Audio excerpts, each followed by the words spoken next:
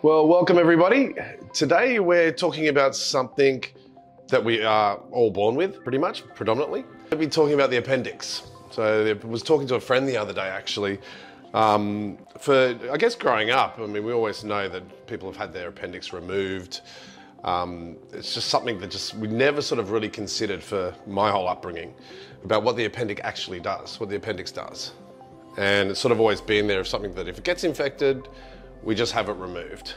But wanted to have a discussion because obviously as new science develops, as more comes out in relation to the appendix, it actually does have a role, doesn't it? Yeah, it was always thought to be something that was vestigial, a hangover in our evolutionary process that we don't actually need, but now we know that that was wrong. Yeah. So we should be, as always, anyone should consult their doctor if there's any pain that could be associated with the appendix. We're not here to play doctor, but we are going to look at a paper today. That's very important because if your appendix bursts and you haven't consulted somebody, a medical professional, that's just common sense. Yeah, you will die. Well, that's it, 100%. We're going to focus on one particular paper. Firstly, Dad, what do we know that could be the cause of appendicitis? Well, it's an infection. Itis always means inflammation. Yeah. And so the inflammation of the appendix can be caused by a blockage that then results in bacteria causing inflammation in the appendix. And the most common bacterium involved in that is Escherichia coli. E. coli. Yeah. And that's sort of only been discovered more recently, I guess, focusing on what is this little appendix thing that hangs off right at the end of the small intestine and transitioning into the large intestine. Exactly. Or the colon. Yeah, exactly. And I think we had this discussion, why does it sit there? I guess if the small intestine is responsible for a lot of absorption, why it genetically sits there in all of us? Well, I guess it's because it's at the junction of the small and the large intestine, and we know now that it acts as a reservoir of commensal or normal bacteria that make up your gut microflora. It's there strategically positioned to resupply those bacteria to either the colon or backwards into the small intestine. Because bacteria can go anywhere, they'll find a way. Yeah, they'll find a way, that's right. Okay, so we're going to focus on one paper that's printed in the British Medical Journal. It was published September 2nd, 2021, so just at the end of last year. It was a big study involving around over 400,000 people, longitudinal study, yes. Which means long-term over a 20-year period. Longitudinal always means over a period of time. Yep. Yeah. And the paper in the British Medical Journal is titled, Appendectomy Increases the Risk of Colorectal Cancer through Causing Gut Microbiota Dysbiosis or Imbalance in a Large Population-Based Study. The background that they put into this paper is the appendix plays an important role in maintaining and modulating homeostasis, which is a balance. Maintaining normal balance. Yep. And biodiversity of gut microbiome by providing an ideal ecological niche for gut commensal bacteria. That's your normal bacteria that are there all the time. And the production of immunoglobulin. That's it. That's antibodies. That's it. In this particular case, it's talking about it's actually a source of replenishment of IgA, immunoglobulin A, which is part of your innate immune system. That's the first line of defense. If you get an infection, those antibodies are there. They're a general sort of antibody that hasn't been specifically induced by a particular infection, but it's the first line of defense. And if that actually manages to deal with the infection, the immune system says, that's enough, we don't need to now produce antibodies that are specific to the infection that we're fighting because we've overcome the infection using at the first line of defense. The first line of defense. Which could be the mucosal membranes of the lungs. Yeah, it's in the mucosal membrane, particularly in the intestine, and it's secreted into that mucosal layer normally, along with antimicrobial peptides and which, as I say, the first line of defence in the intestine. They continue here saying surgical removal of the appendix impacts the composition of gut microbial community and its homeostasis. We aim to elucidate the association between appendectomy and subsequent risk of colorectal cancer, or CRC, development, and explore its relationship with gut microbiota dysbiosis. That's right. So in a nutshell they want to look at with someone whose appendix has been removed versus someone whose appendix still remains. That's right, in terms of their risk of developing colorectal cancer over time. The methods they used was 2 independent epidemiological studies involving 402,622 subjects. This was done in various universities from Hong Kong, involved a lot of scientists and doctors.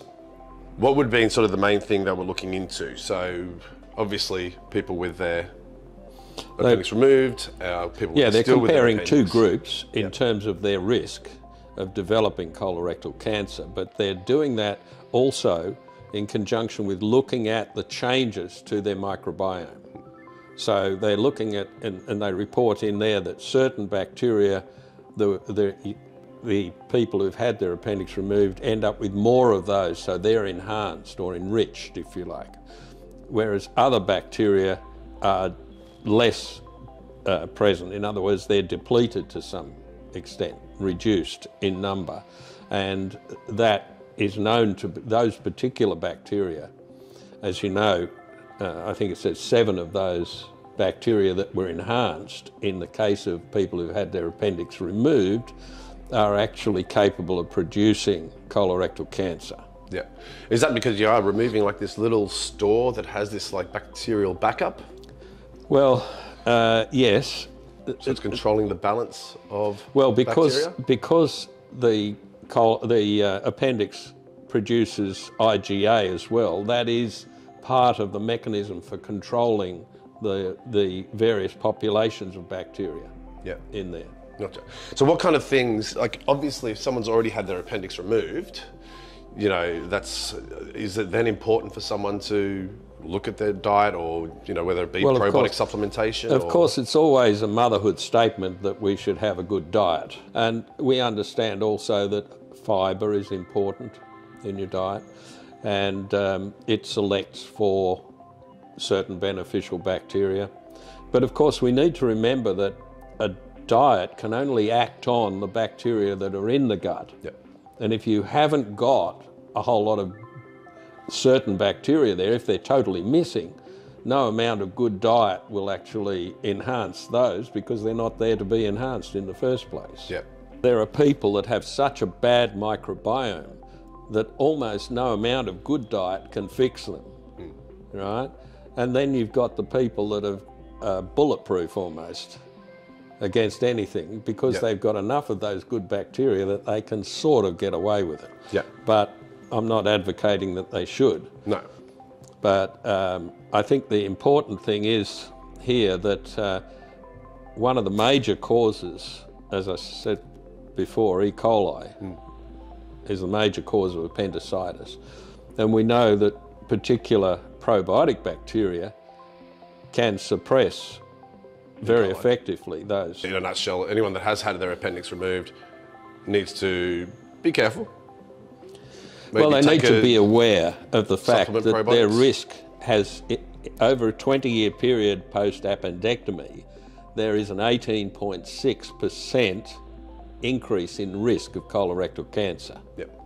So now, what was the percentage of people that I was reading an article, there was on average, there's probably more now, this was back in 2019, that on average about 300,000 people per year in the US have their appendix removed. Right, okay.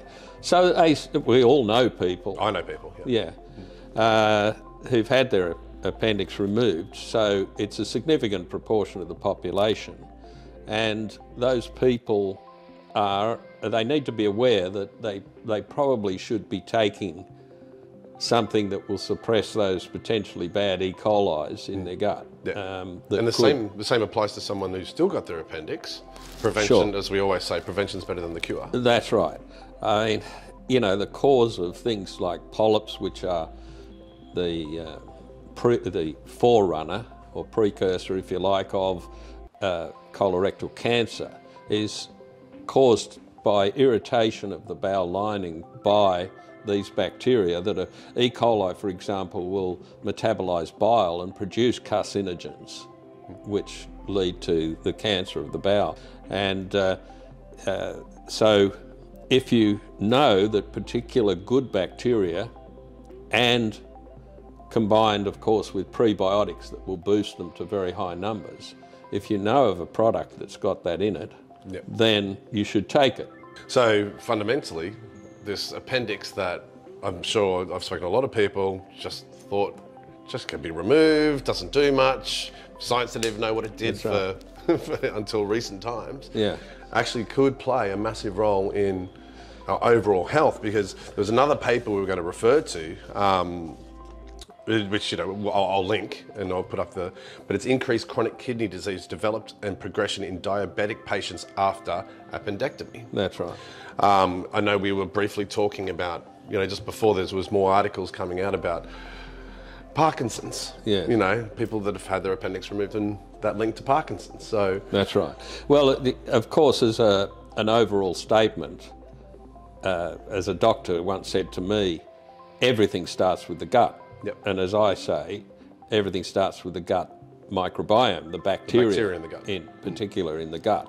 And more we're discovering that so many of these diseases that there may be a genetic link as well, but it never explained, the genetics never explained the whole picture. Yep. And now we're starting to realise that it's the microbiome in the gut that is having such a dramatic impact on so many diseases, causing things like Alzheimer's and Parkinson's and so on, that you wouldn't think had anything to do with the gut at all. And we can, you know, we'll find more papers and we'll look into more things that specifically about, we're only looking at one, which is obviously colorectal cancer. Yeah. And just mentioned, you know, chronic kidney disease, you know, and various other things. So, and Parkinson's, yes. Yeah. So fundamentally, you know, that little appendix that for so long, or until recently, we just thought was just a little hanger-oner on the side of the large intestine. Vestigial is the word that they used to always use regarding it, and saying it was an evolutionary sort of almost a mistake they were implying. But it's always had a purpose and we didn't realise it. Yeah, it was like you and Mum with me.